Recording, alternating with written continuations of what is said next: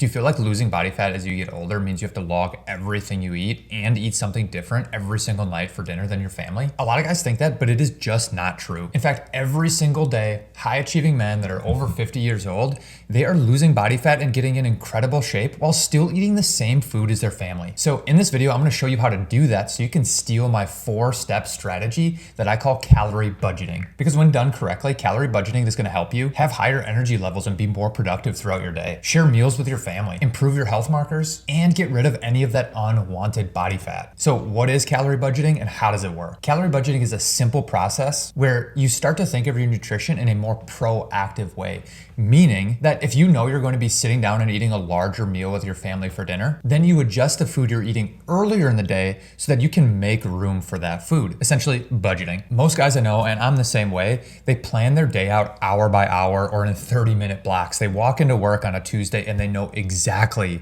what they should be doing. Yet when they wake up on that same Tuesday and open up their fridge for breakfast, they think, I wonder what I should be eating. This strategy solves that issue and actually allows you to enjoy the food that you're eating while still losing weight. So here's the 4 steps that you can steal so that you can do this on your own. Step number 1 is you've got to eat smaller yet balanced meals throughout your day. By focusing on higher protein, higher produce, and lower calorie foods earlier in the day, you can stay full and not to mention more satisfied, not feeling hungry as that day goes on. By focusing on higher protein and higher produce foods that are lower in calories earlier in the day throughout your breakfast and lunches, you're then able to stay more full and more energized without overspending your calories early in the day. Think of things like eggs with veggies, Greek yogurt with a piece of fruit, or lean protein with a small side of carbohydrates, especially if you're working out in the morning. Now, number 2, we've got to keep your meals more consistent.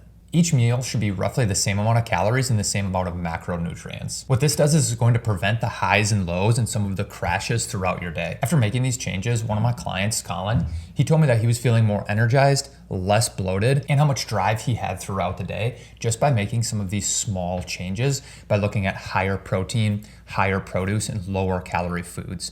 The best part about this is he wasn't even hungry throughout the day, which was totally different than what he had felt on most low calorie crash diets. All right, now moving on to step number 3, which is my favorite, and that is make room for your dinner. This is the real power of using calorie budgeting, and it's why I use it every single day. Because instead of the old way of blowing all your calories by 2 or 3 o'clock in the afternoon, you've now intentionally saved some extra calories for that dinner that you can actually enjoy without feeling guilty about it. This means that you can sit down and eat a family meal without feeling like you have to prepare a quote unquote dad's diet meal and try to be eating something different from the rest of your family, because you know that that is unsustainable and just doesn't work with a family dynamic. Now, of course, you can't be eating a giant portion at dinner and still be expecting to lose weight. You do have to be mindful and conscious of the amounts of foods that you're eating at this meal. But the weight that gets lifted is the fact that you don't have to feel guilty or feel like you have to be eating something different than the rest of your family when you would much rather be having a piece of pizza with them than sitting over and eating a piece of chicken and broccoli and rice. Now, moving on to the 4th step, this is all about staying flexible, because you don't need to be super restrictive on that last meal of the day. Too many of the guys that I talk to, they convince themselves that even though they are